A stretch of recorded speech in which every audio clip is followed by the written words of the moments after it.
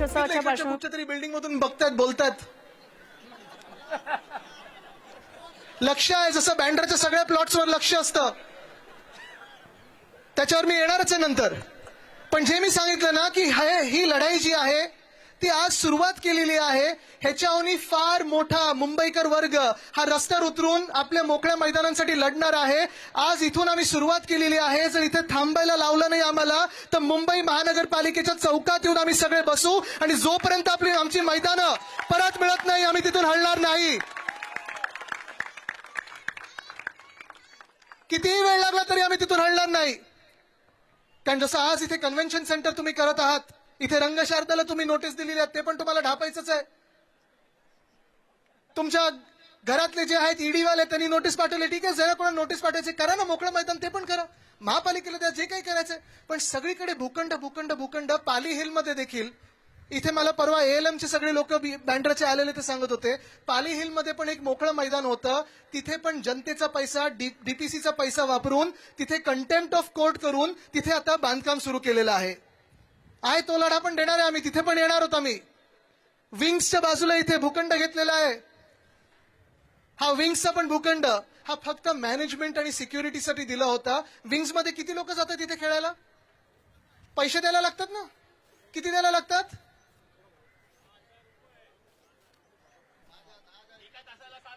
एका तासाला 7,000. जे काही आहे, पण why should we be paying for our own grounds? मुद्दा हा आहे की जर हे तुम्हाला सिक्युरिटी आणि मेंटेनन्ससाठी दिलेलं आहे तर ते पण मैदान प्रायव्हेटाईज करायचं. Andheri sports complex, Chhatrapati Shivaji Maharaj sports complex, तिथे परवाच मी जाऊन आलो. आता हरुणजी जे सांगत होते, मोकळं मैदान, मोठं मैदान आहे, ह्यूज प्लॉट.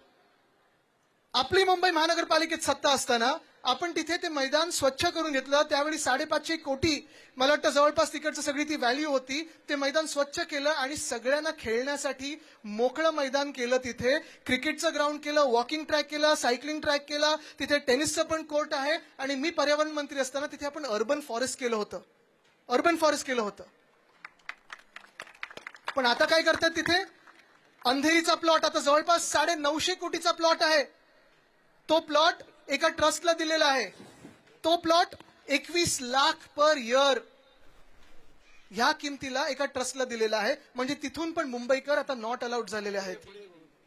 तसंच दुसरे 2 म्हाडाचे प्लॉट्स फ्री ऑफ कॉस्ट त्याच ट्रस्टला दिलेत. 3 plots free of cost have been given by the chief minister of Maharashtra to 1 trust 1 BJP MLA. Is that fair? आपण लढायला पाहिजे की नाही याच्या विरुद्ध? कारण फरक साफ आहे. आपण जेव्हा मुंबईकर म्हणून, मुंबईचे प्रेमी म्हणून जेव्हा आपण मुंबईचा विचार केलेला आहे, तुम्हाला दाखवतो काय काय केलंय. कारण परवाकडे मला कोणीतरी प्रश्न विचारला होता की आदित्य ठाकरेंनी फुटबॉलसाठी काय केलं. हे शहाजीराजे क्रीडा संकुल, अंधेरी स्पोर्ट्स कॉम्प्लेक्स ग्राउंड असंच पडलं होतं. इव्हेंटसाठी कधी द्यायचे, कधी असंच. आम्ही पण कधी कधी इव्हेंट्स करायचो. पक्ष म्हणून आम्ही ठरवलं की आता इव्हेंट्स नाही आम्ही तिथे करणार, आमचे कार्यक्रम नाही करणार, फुटबॉलसाठी मोकळं मैदान करणार. हे इंटरनॅशनल स्टँडर्डचं फुटबॉलचं मैदान आम्ही तिथे केलं. ते जे कोच आहेत ते स्टीफन कॉन्स्टंटीन आहेत. नाही त्याच जरा याच्यावर राहा प्लीज. स्टीफन कॉन्स्टंटीन आहेत. त्यांनी मला एकदा रात्री येऊन भेटले होते. त्यांनी मला सांगितलं, Aditya, we want to play an international game in Mumbai. India hasn't played an international game in Mumbai for 64 years. Can you help me? मी त्यांना बोललो, sir, you tell me what you need. Every bit of what you need will be fulfilled to the highest of the standards. तसं ground आपण FIFA लेवलचं deliver केलं आणि India तिथे खेळायला लागली. इंडियाचं लकी ग्राउंड झालं. 15 गेम्स इंडिया तिथे खेळली किंवा प्रॅक्टिस केली आणि अनबीटन राहिली. हे त्या ग्राउंडचं लक होतं. आज तिथून पण मुंबई महानगरपालिकेने फुटबॉल बंद केलेला आहे. खास मी उल्लेख करेन तिथे विजय पाटीलजींचा. त्यांनी खूप मदत केली आपल्याला ते ग्राउंड बनवण्यात. पुढे जाऊया, पुढची स्लाइड करूया. हेच मुंबई फुटबॉल अरेना. तिथे आपण युवा प्रेसिडेंट्स लीग असेल वगैरे सगळे तिथे घ्यायचो. दुसरं केलं मी हे, म्हणजे आपण सर्वांनी केलं. मुंबई फुटबॉल असोसिएशनने तिथे एक्सपर्टीज दिली. हे नवी मुंबईला CIDCO Maharashtra football centre of excellence हे 2021 साली केलं होतं. 3 artificial turfs, 1 natural turf in the under twenty two world cup, under-17 World Cup and 2022 Women's World Cup. The girls teams have come and trained here, and this is a center of excellence now lying vacant. Mr. Fadnavis had pitched this for Project Mahadev in front of Leo Messi. The selfie with Mr. Messi happened. What has happened to the open spaces? Messi. That is the problem. पुढे जाऊया. आणि ज्यांनी विचारलं होतं Neville D'Souza football turf कधी केलं, हे आम्ही 2017 साली केलं होतं. हे मैदान बनवत असताना मला आठवतं इथून भिंत सतत पडायची, ती भिंत आम्ही बांधून घेतली होती, ती म्हाडाकडून आम्ही भिंत बांधून घेतली होती. आणि इथे माझं आणि तुझं मी करायला आलोच नाहीये. This is not about whether Sena made this ground or the Congress made this ground or the BJP made this ground. This ground belongs to all Mumbaikars and has to be belonging to all Mumbaikars. This is not a government versus an opposition issue. This is a Mumbai issue and we have to fight for this. आज मी सगळ्यांना विनंती करत आहे की आज मुंबईमध्ये मोठ्या मोठ्या इमारती येत आहेत, एक्झिबिशन सेंटर्स असतील, मॉल्स असतील, हे सगळं आलंच पाहिजे. पण जो विकास होतोय तो शाश्वत असायला पाहिजे. Whatever development is happening should be sustainable and that is our goal. आज जेव्हा आम्ही विचारतो की इंडियाची फुटबॉलची रँक किती आहे, माहिती आहे तुम्हाला किती आहे? AFF ची rank 138 at the minute. And the only reason is we do not have access to infrastructure. खेळाडू चांगले आहेत, रेफरीज चांगले आहेत, मॅच ऑफिशियल चांगले आहेत, कोचेस चांगले आहेत. But the only problem is आपल्याला अशा चांगल्या फुटबॉल ग्राउंड्सना आपल्याला ऍक्सेस नाहीये. हे जे मैदान आहे नेव्हिल डिसूजा फुटबॉल टर्फ, गेले जवळपास 9 ते 10 वर्ष आम्ही इथे मुंबई फुटबॉल असोसिएशन म्हणून फक्त आणि फक्त फुटबॉल खेळत आलेलो आहे. दुसरा कुठचाही सामाजिक राजकीय बिजकीय कार्यक्रम केला नाही. Gender equality, hygiene, sanitation, football, this is the only thing that we have learned here. Coming together, playing football, enjoying the game is what we have learned here. No division here. This is only and only for football. This is what we've learned here. एक उदाहरण जर तुम्हाला द्यायचं असेल की ह्या ग्राउंडवर आम्ही काय करतो, तर ते मागे जे छोटे टर्फ्स आहेत तिथे आमचं YPL होतं. Under 7, under 9, under 11, under 13, under 15. लहान लहान मुलं मस्त हे जर्सीज मोठे मोठे घालून फुटबॉल खेळत असतात. Enjoying the game, loving the game, playing the game. आणि तसंच ह्या मोकळ्या मैदानावर आम्ही ठरवलं होतं की जसंच आमचं लीज रिन्यू झालं तर पूर्ण हे परत आम्ही MFAच्या खर्चानी, CSRनी पुन्हा एकदा हे ग्राउंड सगळं नवीन लावून, टर्फ नवीन लावून चांगले इथे चेंजिंग रूम्स करू आणि फुटबॉलर्ससाठी चांगलं काहीतरी बनवू. सेंट झेवियर्स ग्राउंड तसंच आहे. सेंट झेवियर्स ग्राउंड मी पालकमंत्री असताना तिथे आपण हिंद मातासाठी आणि गांधी मार्केटसाठी डिवॉटरिंग पंप्स लावले. तो संप आता बदलत होतो आपण. पण दुर्दैव असं आहे, मी जे फॉलोअप करतोय BMC बरोबर, BMCनी अंधेरी स्पोर्ट्स कॉम्प्लेक्स ते घेऊन टाकलेलं आहे.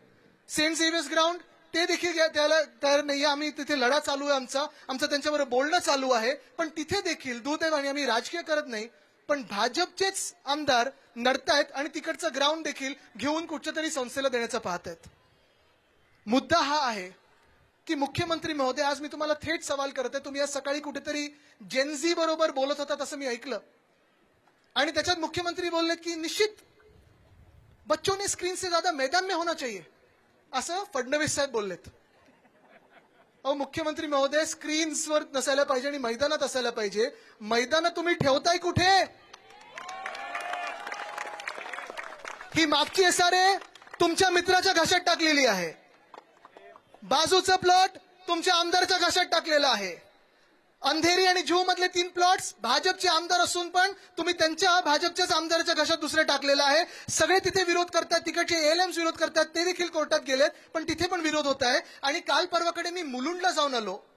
ती स्लाइड आहे का मुलुंडची? आहे फोटो? तर मुलुंडचं दाखवा. This is most shocking for all open space lovers, all the people who are fighting for open space. Please just look at the Mulund problem. ते जे पिंक मध्ये दिसतं ना, तुम्हाला दिसतंय? तुम्हाला सलीम भाई थोड़ा उनको दिखाओ. पिंक मध्ये जे आहे ते आहे स्पोर्ट्स कॉम्प्लेक्स रिझर्वेशन. त्याच्या खालती जे आहे ते आहे ऑर्किड इंटरनॅशनल स्कूल. रस्ता 30 फूटचा पण नाहीये, 30 फुटाचा पण नाही. समोर पेट्रोल पंपचं रिझर्वेशन आहे. पेट्रोल पंपचं रिझर्वेशन ऑलरेडी तिथे आहे. पण भाजपच्या आमदारांनी काय मागणी केली आहे? तिथे गॅस स्टेशन द्या आणि हा स्पोर्ट्स कॉम्प्लेक्सचा जो पूर्ण प्लॉट आहे तो चेंज करून तिथे पण पेट्रोल पंप द्या. कशासाठी? करा ना पेट्रोल पंप तिथे आहे ना. पेट्रोल पंप मध्ये तुम्ही गॅस स्टेशन करा, पेट्रोल करा, डिझेल करा, इथेनॉलचा जगभरातला साठा करा. पण जे ओपन स्पेसेस आमचे आहेत, जी मोकळी मैदानं आमची आहेत, ती आम्ही मुंबईकर म्हणून एकत्र येणार आणि लढणार म्हणजे लढणारच. आज ह्या मोकळ्या मैदानातून मी हायकोर्टचे खरोखर मनापासून आभार मानतो की जेव्हा आम्ही मूव्ह केलं त्यांनी आता स्टेटस कोचे आदेश दिलेले आहेत. मुंबई महानगरपालिका आणि भाजप जी अशी मैदानं गिळायला निघालेले आहे त्यांना स्टेटस कोचा आदेश दिलेला आहे. आमची लीगल बॅटल, आमचा कायदेशीर लढाई ही चालू राहणार. पण आज आपल्याला ठरवायला पाहिजे आणि मी सगळ्या राजकीय पक्षांना, सगळ्या एनजीओजना, सगळ्या एएलएम्सना, सगळ्या हाऊसिंग सोसायटीजना सांगत आहे की this is not just for the future, this is for our present day, this is for you and me, this is for our environment, this is for our city. आपल्याला एकत्र यायलाच लागणार. आपले राजकीय मतभेद थोडे बाजूला ठेवून, असतील अनेक विषयांवर आपले मतभेद होऊ शकतील, अनेक विषयांवर आपल्या एकमत होऊ शकत नाही, कारण आपण वेगळे वेगळे राजकीय पक्ष आहोत, वेगळे वेगळे एनजीओज आहोत, वेगळे वेगळे एएलएम्स आहोत. पण आपल्याला आपल्या मुंबईसाठी सगळे भेदभाव बाजूला ठेवून तिरंगा हातात घेऊन एकत्र यावंच लागेल. कारण मुंबईसाठी आपण एकत्र आलो नाही तर मुंबई आपली हे गिळून टाकतील. आणि म्हणून आज मी तुम्हाला विचारत आहे, आज ही सुरुवात आहे. इथून मुलुंड असेल, कुलाबा असेल, सगळीकडचे जे प्लॉट्स असतील, प्रभादेवीतलं आपलं मैदान आहे, अंधेरीतलं आहे, जुहूतलं आहे, मी सगळीकडे जाणार, तुमच्याकडे पण येणार, सगळीकडे येणार. पण आज मी तुम्हाला विचारत आहे, तुम्ही मुंबईकर म्हणून फक्त मला नाही तर तुम्हाला एकामेकांना आपण मुंबईला साथ देणार की नाही. आज मुंबई तुम्हाला विचारत आहे की मुंबईची मोकळी मैदानाची भाजप ढापायला निघालेली आहेत, तुम्ही एकत्र येऊन लढणार की नाही. आज तुम्हाला मी विचारत आहे की तुम्ही तुमच्या आमदार किंवा खासदार किंवा नगरसेवकांना विचारणार की नाही की जर तुम्ही माझं मैदान वाचवलं नाही तर तुम्ही मला जागेवर नको, रिकॉल आम्हाला राईट पाहिजे, आमचं मैदान तुम्ही वाचवलंच पाहिजे, तुम्ही हे ठरवणार की नाही. आज मी तुम्हाला सांगत आहे, विनंती करते सगळ्यांना, जिथे जिथे तुम्हाला तुमचे आमदार खासदार भेटतील, नगरसेवक भेटतील, कुठच्याही पक्षाचे असतील, त्यांना सांगा माझी मुंबई तुम्ही वाचवली पाहिजे, माझ्या मैदानांसाठी तुम्ही आवाज उठवलाच पाहिजे, तर आणि तरच तुम्ही माझे लोकप्रतिनिधी, नाही तर तुम्हाला मान्य करणार नाही.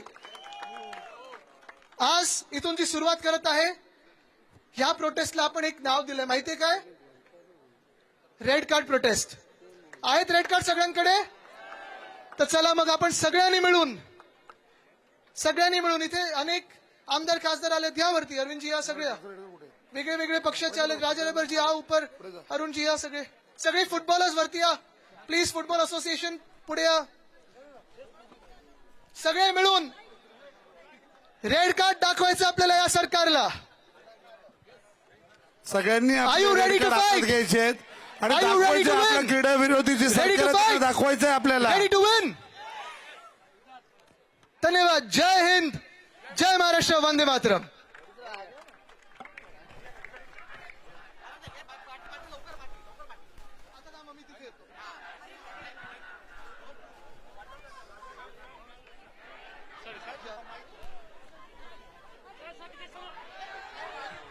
Check. Guys, everybody, can we have a round of applause? Aditya sir was here, but I think for every leader who is standing on the stage. Thank you. आपण पाहतो आदित्य ठाकरेंनी या तिरंगा रॅलीच्या माध्यमातून आंदोलन केलेलं आहे आणि मुंबईतली सगळी क्रीडांगणं, फुटबॉलची मैदानं, सगळी क्रीडा मैदानं जी आहेत, सगळी क्रीडांगणं आहेत ती वाचवण्यासाठी ते एक एक करून सरकार इतर उद्योगांच्या घशात घालू नये, इतरांच्या घशात घालू नये यासाठी एकत्र येण्याचं आवाहन आदित्य ठाकरे यांनी केलेलं आहे.